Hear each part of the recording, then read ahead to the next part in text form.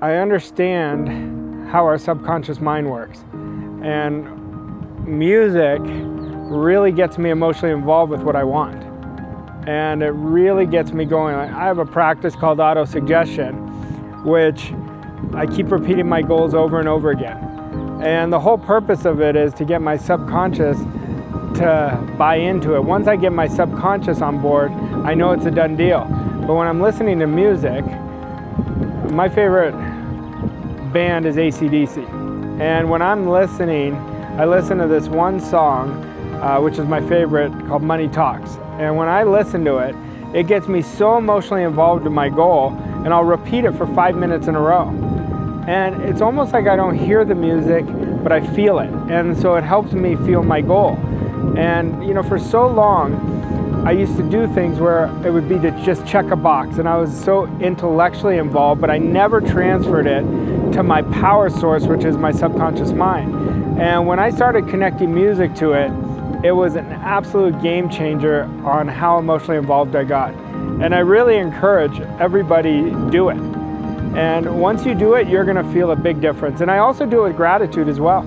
I listen to music while I do my gratitude, because when I'm doing gratitude, I wanna feel what I'm grateful for. And I'll always ask myself the question, I'm hearing the music, which I connect to, and then I ask myself, why am I grateful? For example, if I say, I'm grateful for my son Andre, I'll say, why am I grateful for Andre? And it really gets me thinking about him, and it gets me into the vibration of abundance right away. Most people, listening, first of all, is a huge skill. Most people are listening to speak. They're really not listening. They're just hearing. And they'll cut off people, and they're not even listening to what the person is saying. When you master the art of listening, you're listening with your emotion, you're listening with your intuition, you're listening with your heart, and you get so much. That is one of the best behaviors that I really created. And as you're working with people, your listening will naturally get better. But it's an absolute huge skill. Yeah, fun and happiness are very different. Fun is very short term. You will have fun in spurts. Happiness comes from a deeper essence of a person that is really in a good mental space. So it's very different. You know, there's times in my life I had a lot of fun. And there's times in my life during those times that I wasn't very happy. And now I'm very happy and I have a lot of fun. You want to play the and game in your life. But I had to develop me more to have that true peace and where I really feel my happiness came from. And I'll tell you a story. I don't know, about 5 years ago, you know, I was creating great results, but I wasn't having a lot of fun. And then I got sick. I had this issue with my throat, and you know, that really knocked me on my butt. And at that time I realized that I was taking life too seriously, and I made it a point that I was gonna really enjoy experiences. Even though I created a lot of success monetarily, I wasn't enjoying myself, and that was one of these emotional impacts that changed my world. And from that moment on, I said, I'm gonna enjoy myself, you know, because we don't know how long we have here. And we've got to really enjoy the experience. And unfortunately for me, it took something to wake me up like that. But it really made a big difference for me to be more in the moment and more to enjoy my experiences. Going back to zero, starting over. That's what it is for me. It means there's times that I get stuck, or I've been stuck in the past. I always go back to zero. That's where my foundation starts. Get back to the basics. Get back to really, am I fused with my goal? Do I have a goal? Is it a wish or a hope? And then I go back to my foundation. Anytime that I'm stuck, it's a very unpleasant time, but it's the greatest time that I've taken the biggest quantum leaps, because when we get so dissatisfied, our focus is so laser now that I want to change it. So getting to zero, going back to zero, it doesn't mean I'm starting over and I have no confidence. I always have confidence now. Confidence is something you either have or you don't have. You either develop or you don't. Confidence comes from knowledge and doing. But it doesn't mean I lost my confidence. It means I've lost my processes, I've lost my foundation. So I get back to rebranding my foundation and really building it strong again. You have to know what's happening. You have to know yourself. Anytime you're plateauing, that means your self-image is plateaued. So, well, what is self-image? That's our foundation to success. So you go back and build it. You rewrite your self-image. You act as that person. You think like that person, and that's how you become that person. Going back to zero is not a bad thing. You know, it's recalibrating yourself and understanding that's going to get you to where you want to go. And we got to understand this. Everything that has happened in our life, everything that's happened in my life to this point, I'm 45. Everything that has happened to my first 45 years is preparing me for something much greater that I'm going. That means when I was insecure.